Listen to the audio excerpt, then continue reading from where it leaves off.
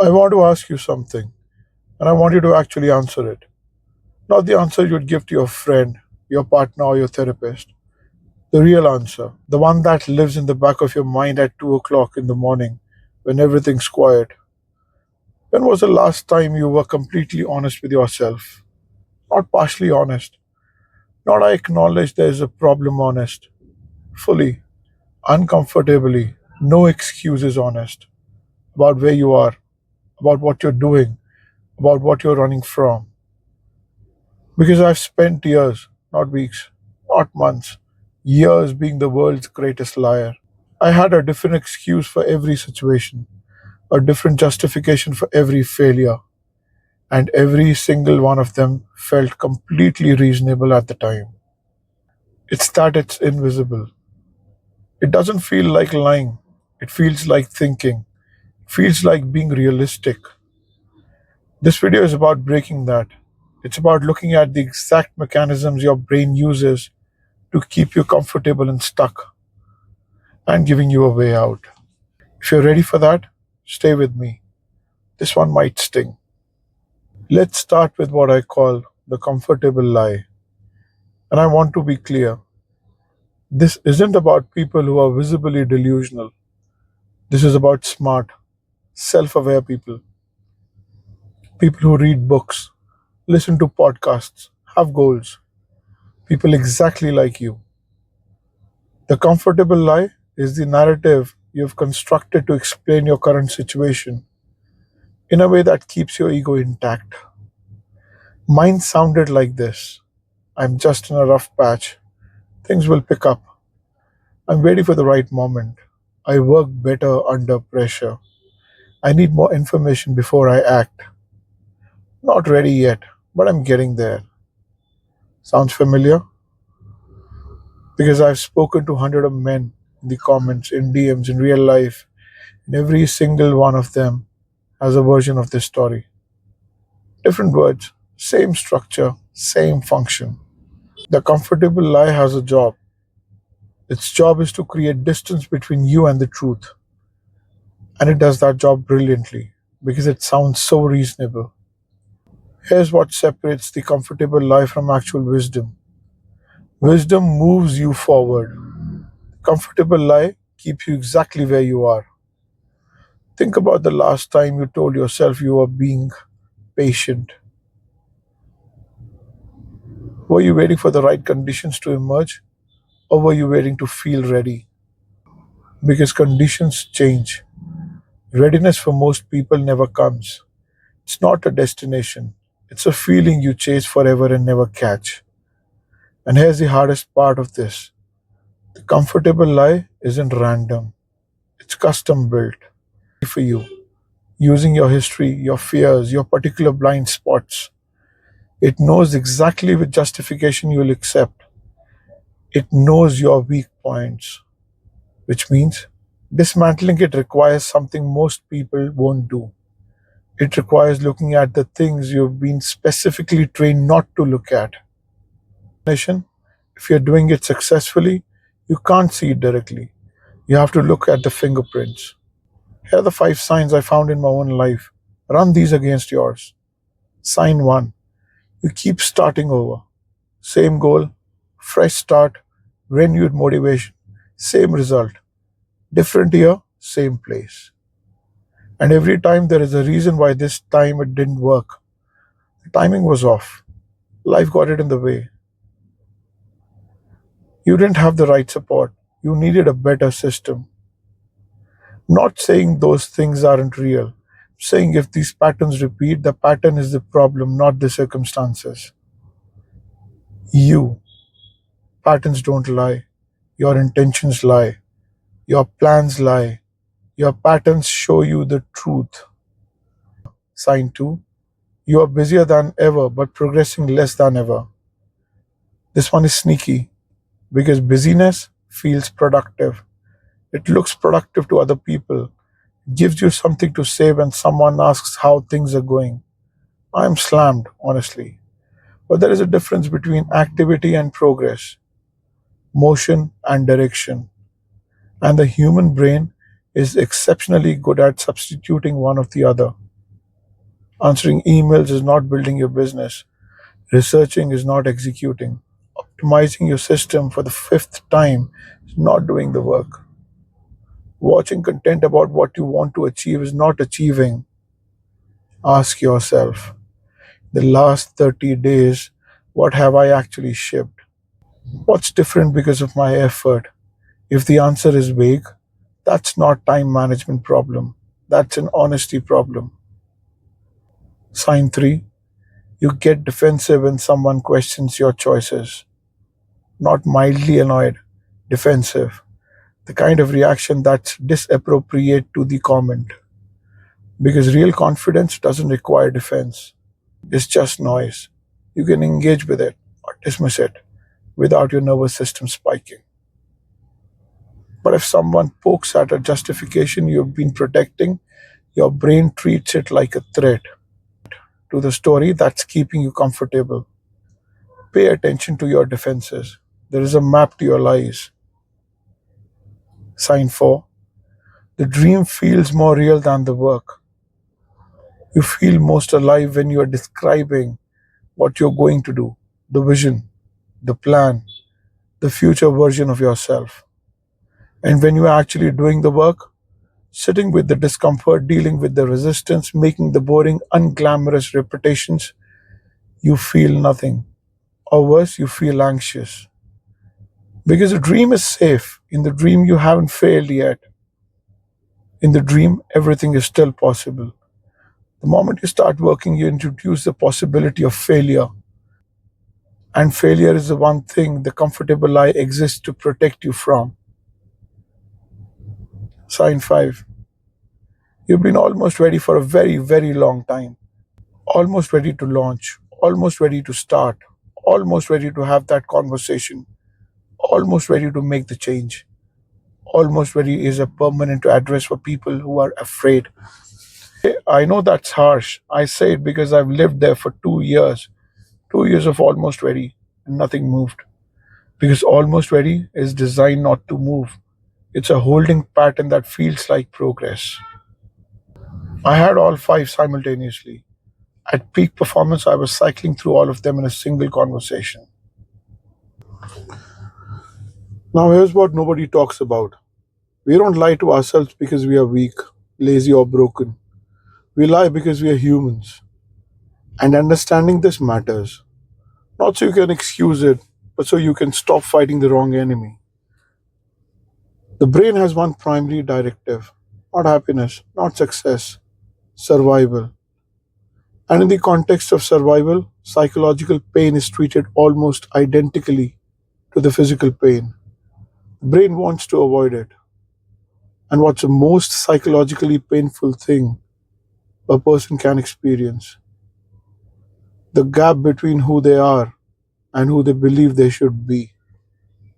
So the brain does what any good engineer does: it reduces the gap, not by moving you towards your potential, by lowering your perception of the gap. It says actually you're not that far behind. You're doing fine given your circumstances. Other people, they have it worse. You're being too hard on yourself. All those things can be simultaneously true, but a form of self deception also. That's the complexity here. There's also something called cognitive dissonance, and it plays a huge role in this. When your actions and your self image don't match, brain experiences genuine discomfort. And instead of changing the actions, most people change the self image, or they build a story that reconciles to. I am a disciplined person who just happens to be going through a phase. That's cognitive dissonance management. You get to keep the self image and explain away the behavior. I remember the exact moment I stopped lying.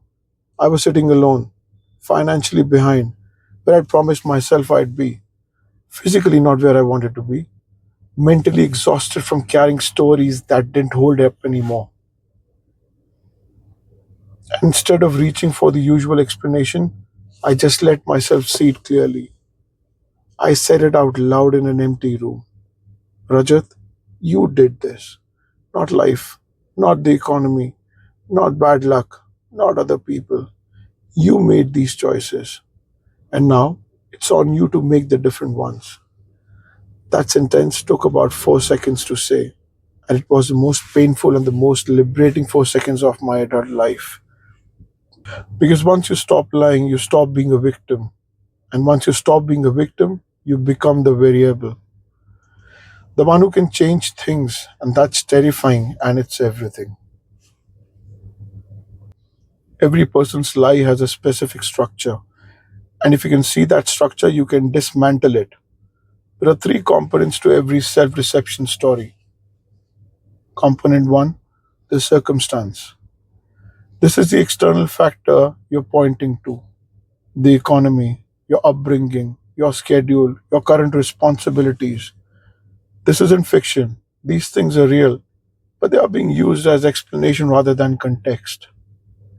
There's a difference. Context says, here are the conditions I'm working within.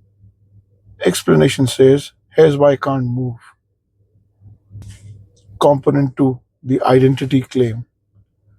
This is the part of the story that protects who you believe yourself to be. I am someone who takes things seriously. I'm not someone who cuts corners. I'm a hard worker. I just need the right opportunity. The identity claim is the most protected piece of the lie because attacking it doesn't feel like getting feedback. It feels like a personal attack. It triggers fight or flight. This is why the most useful question isn't what I am doing wrong, it's what I am protecting. Component 3, justification loop. This is the reasoning process you run every time the lie is threatened. It's fast, it's automatic, and it almost always ends up in the same place. Not yet. Someone challenges you, you feel a spike of defensiveness, your brain runs the loop, retrieves evidence that supports your position, dismisses evidence that doesn't, and returns a conclusion you've already decided on. Breaking the loop doesn't require willpower, it requires a pause, a single moment of deliberate delay before you reach for the defense. In that gap, you can choose to look rather than protect. Okay, here's the practical part. Because awareness without action is just sophisticated procrastination. This is the exact process I use. Not once. I run this regularly. Because self deception is not a problem you solve once, it's a practice you maintain. Step 1, the three areas. Get a piece of paper, not your phone, paper. Write down the three areas of your life where you feel most stuck or most dishonest with yourself. Can be anything: health, money, relationships, career, whatever is true for you. Step 2, write the story. For each area, write the narrative you've been running, the explanation, the reasonable sounding account of why things are the way they are. Don't edit it. Write it the way you actually tell it to yourself. Step 3, write the real reason. Now, and this is the hard part, write the actual reason, the one you don't say it out loud, the one that shows up at 2 in the morning, the one that makes you want to close this notebook and go to do something else. It might be scared of failing publicly. I don't actually believe I deserve it. I'd have to give up something I'm not willing to give up. I've been using this as an excuse to avoid the real work. Write that. Write everything. Step 4, read it out loud. This step is non negotiable. This is something neurologically different about hearing your own voice say a true and uncomfortable thing. It becomes undeniable in a way that silent reading doesn't achieve.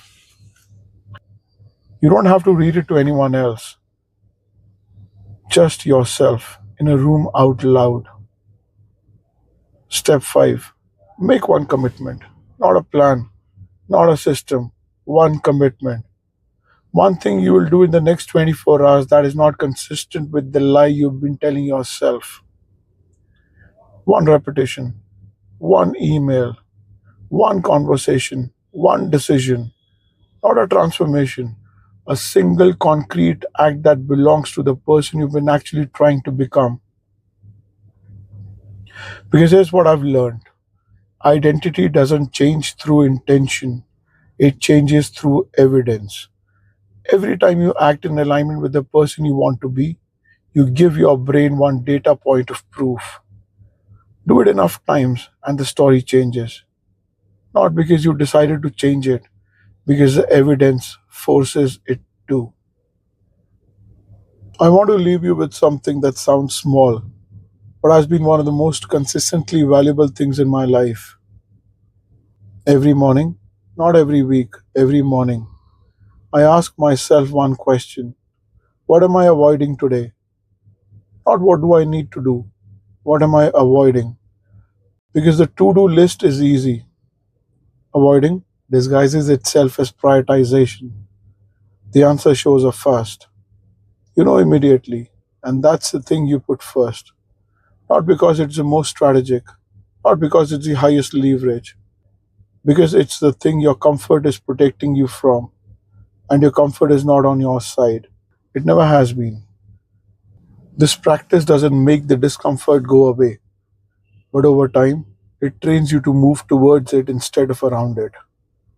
And that shift from avoidance to approach is the single biggest behavioral change I have seen in my own life. I'm not telling you any of this from a position of having fully arrived. I'm in the middle of this every day. Some days I catch myself mid lie and redirect. Some days I don't catch it until later. Some days I don't catch it at all and I only see it in retrospect. When I look at what I actually did versus what I was intended to do. But the direction is set. That's what matters. Not the perfection, direction.